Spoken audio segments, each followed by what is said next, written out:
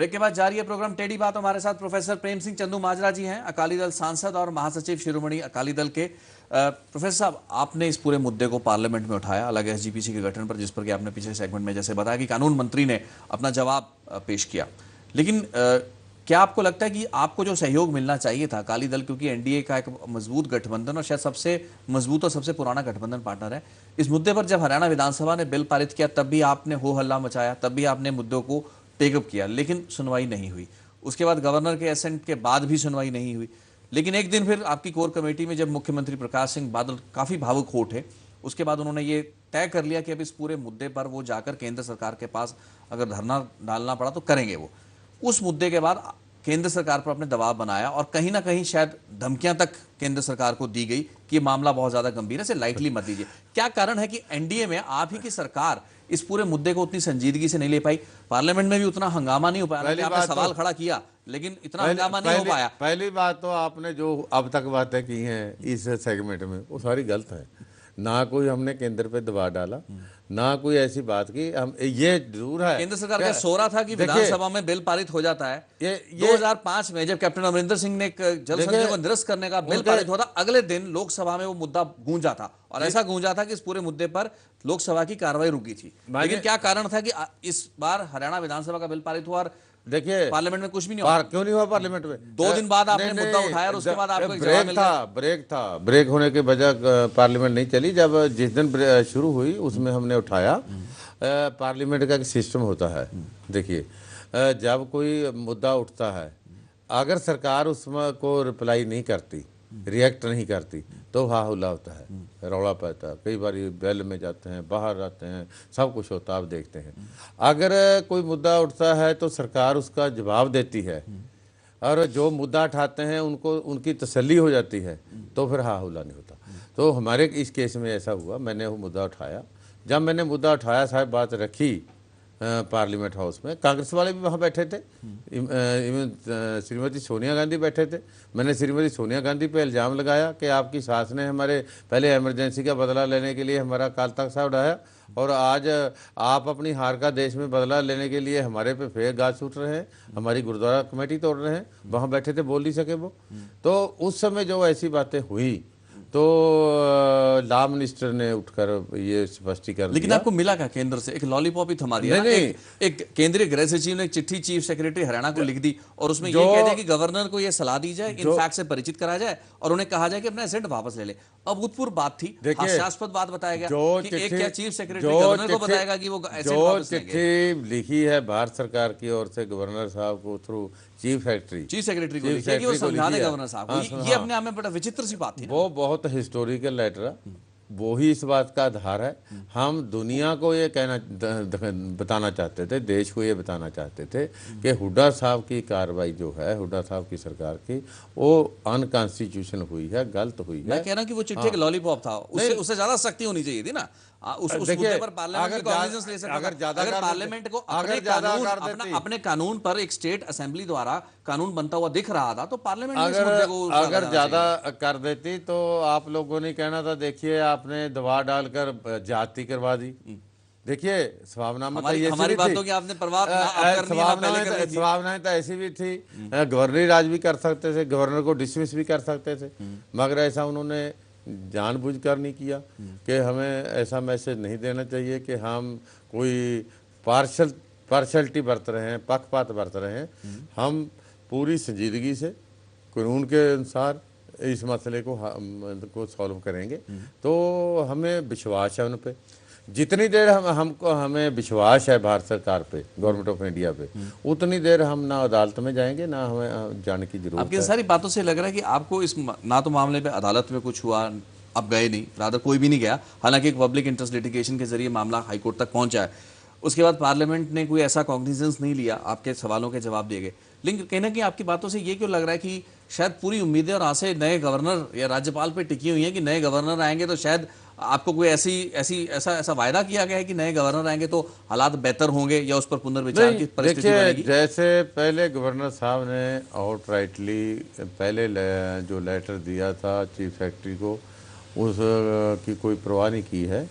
मैं समझता हूँ नए गवर्नर साहब जरूर उसकी विचार करेंगे, पूरी कानूनी तौर पे तय पे जाएंगे। और मैं बार बार कह रहा हूँ, हमें आज विश्वास है कि इसका कोई ना कोई कानूनी तौर पे जो है पहलू आएगा। और मुझे ये भी विश्वास है कि जो सिख संप्रदाय के लोग हैं, देखिए कई बार अपने परिवार का मेंबर कोई ना कोई किसी शरीकों के हाथ में चला जाता है शरीकों के हाथ में चला शरीकों में जाता है, हाथ में दस चला बार। जाता है और थोड़ी देर बाद उसको पता चल जाता है भी शरीक शरीके होते हैं, परिवार परिवार ही होता है। तो परिवार की याद व्यक्ति को आती है। तो हमें ये भी विश्वास है कि हमारे भरा जो शरीकों ने बरगला लिए, तो ज़रूर एक दिन उनको याद आएगी परिवार की। और वो श्री अकाल तख्त साहब से दूर नहीं जा सकते। एक दिन वो ज़रूर श्री अकाल तख्त साहब पे आएंगे, क्योंकि हमारी ये सुप्रीम बॉडी है। और जब वहाँ आएंगे तो परिवार में बैठ के ये मामला भी मेरा ख्याल है परिवार के तौर पे सुलझ जाएगा। तो ऐसी पॉसिबिलिटी सारियाँ देखकर हम कोई और कदम नहीं उठा रहे। तो अभी ज़मीनी स्तर पर जो गुरुद्वारे हैं हरियाणा में, उसमें एडहॉक कमेटी उसकी जो प्रबंध को अपने हाथ में लेना चाहेगी, जो कि उनका कानूनी हक है एज ऑफ नाउ टुडे। आपकी नज़रों में वो नहीं होगा, लेकिन अगर वो करेंगे तो ऐसी परिस्थितियों में कोई टकराव आने वाले दिनों में बनता देखते हैं। देखिए मैं नहीं समझता हूँ कोई और उसकी ऐसे उसकी काफी हद तक जिम्मेवारी, क्योंकि कहा जाता है कि अगर अगर हरियाणा की धरती पर पंजाब से आके कुछ लोग ऐसी परिस्थिति पैदा करते हैं लॉ एंड ऑर्डर की, देखिए तो मैं उसकी बार बार जिम्मेवारी अकाली दल पे होगी। कहता हूँ गुरुद्वारा जो है वो किसी व्यक्ति किसी स्टेट का नहीं होता।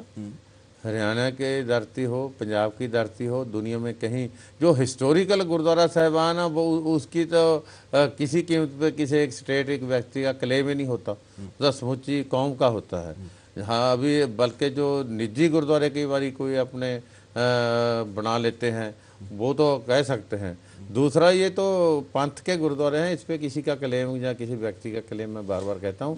अगर इन्होंने दिल्ली में अलग कमेटी है, आपकी पार्टी उस पर काबिज है, आपने एक बहुत थंपिंग जीत 2 साल पहले वहां पे हासिल की है। आपको दिक्कत क्या है? अगर हरियाणा में भी चुनाव होंगे और हरियाणा में चुनाव भी आप जीत जाएंगे, उसी कमेटी पर आप भी काबिज होंगे। महाराष्ट्र में अलग कमेटियां हैं, बिहार में अलग कमेटियां हैं, पाकिस्तान में अलग कमेटियां हैं। ये सारी अलग अलग कमेटियां, और कहीं ना कहीं ऑल इंडिया गुरुद्वारा एक्ट की कल्पना की गई थी, उसका एक ड्राफ्ट भी बना है। अकाली दल ने कभी उस ऑल इंडिया गुरुद्वारा एक्ट, जिसमें कि एसजीपीसी सुप्रीम है और एक सुप्रीम अम्ब्रेला बॉडी है और उसके नीचे लोकल जो अलग अलग राज्यों की बॉडीज है, उसको इसलिए बनने या उसकी तरफ कदम आपके इसलिए नहीं बढ़े, कहा जाता है, आपके क्रिटिक्स कहते हैं कि आपको लग रहा है कि अगर ये ज़्यादा डिसेंट्रलाइज होगा तो कहीं ना कहीं अकाली दल का कंट्रोल एसजीपीसी से जाएगा। तो कारण तो ये है, असली मुद्दों को तो आप केटर नहीं करना चाह रहे हैं गुरुद्वारा एक्ट को। आप ये कहते रहते कि हरियाणा ने बना ली, हरियाणा क्यों नहीं बनाएगा? अगर दिल्ली में है, पटना में है, अगर महाराष्ट्र में है, तो हरियाणा भी कहेगा कि हमारा अगर कानून में हक है, सेक्शन 72 लगता है और रिऑर्गेनाइजेशन एक्ट ने हमें एम्पावर किया, तो हम बनाएंगे। देखिए मैं फिर कह रहा हूँ कि प्रबंध का सवाल नहीं है, सवाल तो एक किसी संस्था की डिग्निटी का है। और ये संस्था जिसको शिरोमणि कहा जाता है, शिरोमणि, तो उसकी जो सुप्रीमेसी है वो केवल गुरुद्वारा पर सेवा संभाल के लिए नहीं है, उनकी मर्यादा के लिए भी है, पंथ की परंपराओं को लिए संभाल के की भी है।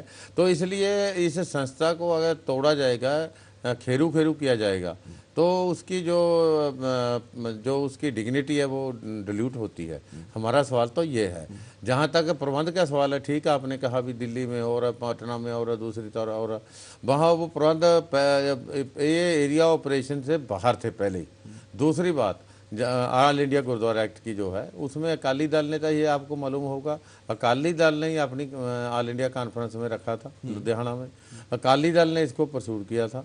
आज भी अकाली दल यही मांग रहा है, अगर उसको आगे बढ़ाया जाएगा उसका एक अकाली दल ने बढ़ाया नहीं, आपने पहली कॉन्फ्रेंस में मुद्दे को छाल के खड़ा करके उसके बाद आपने उस पर संजीदगी से काम नहीं किया, क्योंकि अगर संजीदगी से काम करते तो गुरुद्वारों के प्रबंधन का काम डिसेंट्रलाइज होता, पावर कहीं ना कहीं वो जितनी कंसेंट्रेशन है सेंट्रलाइजेशन अब हो रखी है एसजीपीसी के हाथ में, और एसजीपीसी किसके हाथ में? आपकी पार्टी के हाथ में। देखिए अगर एसजीपीसी हमारे हाथ में है, जो वो ऑल इंडिया गुरुद्वारा एक्ट होगा, वो भी तो हमारे ज़्यादातर पंजाब की पॉपुलेशन पंजाब में है, शिरोमणि अकाली दल पंजाब में है, तो ज़्यादा मेंबर सदस्य आपके होते हैं उसमें। दूसरा दिल्ली में है, तीसरा हरियाणा में है। आज भी दिल्ली में भी हमारे जीते हुए हैं 99%, हरियाणा में हमारे जीते हुए हैं 90%, हिमाचल में हमारे जीते हुए हैं, चंडीगढ़ में हमारे जीते हुए हैं। तो हमें खतरा किस बात का है? वही तो ऑल इंडिया मैं आपसे पूछ रहा हूँ, नहीं, खतरा बात का मैं बनने दीजिए ना कमेटी। कहने आप वाले उनको चुनावों के जरिए जीत के हम आइए। कहाँ रोक रहे हैं? हम तो कहते हैं उसके लिए एक कमेटी बनी थी और उसमें जब ड्राफ्ट तैयार हुआ वो ड्राफ्ट पे कुछ एतराज लगा दिए लोगों ने। देखिए, जब ऐसे कोई किसी की कम्युनिटी का मामला हो उसमें कई ट्रेडिशन दूसरे तीसरे होती हैं, मर्यादा की बात होती है, तो सब लोगों को साथ लेने की बात होती है। वहाँ कुछ ऑब्जेक्शन आ गए, ऑब्जेक्शन आए तो उनको ठीक करने के लिए फिर एक कमेटी बना दी। गुरुद्वारा एक्ट की बात कर रहे हैं, गुरुद्वारा ऑल इंडिया गुरुद्वारा जी, एक्ट जी, की, जी, हाँ, वो कमेटी बना दी। पहले तो जस्टिस हरवंश सिंह की थी, फिर उनका ड्राफ्ट आया, उस पर एतराज आ गए बाहर। अकाली दल ने कोई एतराज नहीं किया, बाहर से एतराज आए। फिर उसके लिए एक जस्टिस कुलवंत सिंह की प्रधानगी नीचे बनाई। फिर एक बार बरनाला साहब ने बनाई, नाथा सिंह दारम के नीचे बनाई। कई कमेटियां बनती रहीं। आज भी वो जो ड्राफ्ट है जो उस पर डिस्कशन हो रही है, और मैं समझता हूं कि इस मसले का एक वो सोल्यूशन है। उसके लिए आपको जोर लगाना चाहिए ना। उसके लिए भी लगाएंगे। आप जोर लगा रहे हैं कि हरियाणा की आर्म ट्विस्टिंग की जाए गवर्नर के जरिए, केंद्र सरकार पे दबाव डाल के इनकी कमेटी को रोकने। आप उतने एनर्जी उधर लगाइए ऑल इंडिया गुरुद्वारा एक्ट बनवाने में उसको। अगर ऑल इंडिया और आज आप इस पोजीशन में अगर ऑल इंडिया गुरुद्वारा एक्ट बनेगा ना तो श्रोमणी गुरुद्वारा प्रबंधक कमेटी तो रहेगी। नहीं, बिल्कुल मैं कह रहा हूँ वो सुप्रीम हो गया ना। ये तो लेकिन उसकी सुप्रीमेसी को एक वैलिडेट करने वाला एक्ट होगा जिसमें एक प्रतिनिधित्व मिलेगा सब स्टेट्स को। अभी मुद्दा क्या खड़ा हुआ, ये हुआ कि हरियाणा वाले कहते हैं कि हमें वहां पर सुना नहीं जाता है, एसजीपीसी अमृतसर में हमारे साथ वहां पे भेदभाव किया जाता है। ये मुद्दे थे। ये हरियाणा वाले नहीं कहते, कुछ लोग कहते हैं, ये कांग्रेस वाले एक अपनी साजिश से, चाल से ऐसी बातें छोड़ रहे हैं। अगर उनको ऐसी तकलीफ है हुड्डा साहब को, तो हमारा मीरी पीरी मेडिकल कॉलेज है शाहबाद में, 18 करोड़ रुपया उसमें लगा हुआ है। 27 लाख रुपया हर महीने का वहाँ जाता है, जो ओपीडी का काम चल रहा है। हरियाणा के लोग ये दवाई लेते हैं, 27 लाख हर महीने हम वहाँ एसजीपीसी खर्च कर रही है। 18 करोड़ की बिल्डिंग बनी हुई है, उसका एनओसी नहीं देने में आ रहे। हमारे को कॉलेज वहाँ खोलना है, उसकी एनओसी नहीं वो देते। अपने जो है पंजोखरा साहब में कॉलेज, उसकी परमिशन नहीं दे रहे, एनओसी नहीं दे रहे। सो ऐसी बातें हैं। उनको सिखों के साथ ना हमदर्दी है, ना कोई उनको कोई बहुत उनके जज्बात जुड़े हुए हैं। वो तो अपना राजसी लाहा लेने के लिए सिख संप्रदाय को बांटना चाहते थे और उनमें टकराव कराना चाहते थे, उससे अपनी राजसी रोटियां सेकना चाहते थे, जो हो नहीं पाया। बल्कि सिख तो कंसोलिडेट हो गए। सिखों को ये महसूस हो गया हमें आपस में लड़ा रहे हैं। लेकिन 41 मेंबरों की कमेटी बनने का सिखों का तो एक बहुत बड़ी मांग हरियाणा की सरकार ने इस वक्त मान ली है, और इस पूरे मुद्दे पर हरियाणा में एक अलग हवा है। आप लोग ना सिखों की मांग थी, ना सिखों ने कभी ऐसी कोई बात की है। ये आपको ये क्यों लगता है कि जो पंजाब की सिख लीडरशिप, अकाली लीडरशिप सोचती है वही सिखों की सोच है, वही सिखों की मांगे हैं? मतलब आप जो अमृतसर से बैठकर करेंगे, क्या वही सिख अकाली दल की बात नहीं मैं कर रहा, अकाली दल की बात नहीं मैं कर रहा। पीछे इलेक्शन हुई थी एसजीपीसी की जी, वहाँ इस मुद्दे पे इलेक्शन लड़ी गई थी।